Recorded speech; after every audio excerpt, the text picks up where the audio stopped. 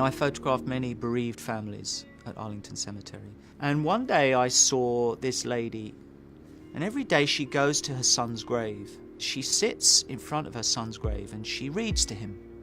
Very cautiously approached her and I said, "Would you allow me to take a picture?" She was very gracious, very polite. She agreed, nodded her head. She took the book that she was reading and placed it at the base of the headstone and got behind the stone and cuddled it as if she's embracing her son. So the whole thing was highly charged. And I didn't even notice that the book that she was reading is the Quran. And I didn't even read what's on the headstone because I was looking at her face. But there was a Muslim name on the headstone. Turns out that this lady's name was El-Shabba Khan.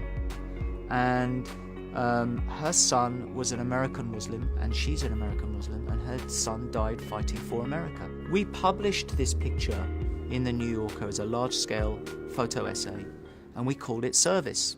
About a week later, I think it was 16 days before Election Day, General Colin Powell went on the news, and he made what became a historic announcement. And he said, "I'll be voting for Senator Barack Obama." I have heard senior members of my own party drop this suggestion. He's a Muslim and he might be associated with terrorists. This is not the way we should be doing it in America. I feel strongly about this particular point because of a picture I saw in a magazine. It was a photo essay about troops who were serving in Iraq and Afghanistan. And one picture at the tail end of this photo essay was of a mother in Arlington Cemetery. And she had her head on the headstone of her son's grave.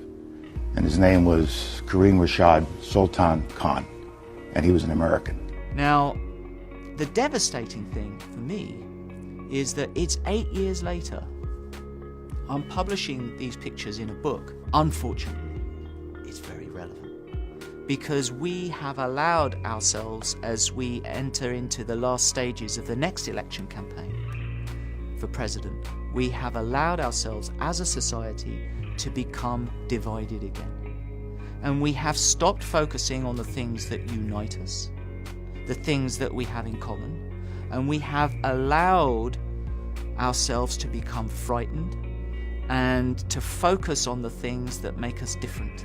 That's very dangerous to America because we are so different as people and yet we are so united as a community. And we must start focusing on the things that unite us.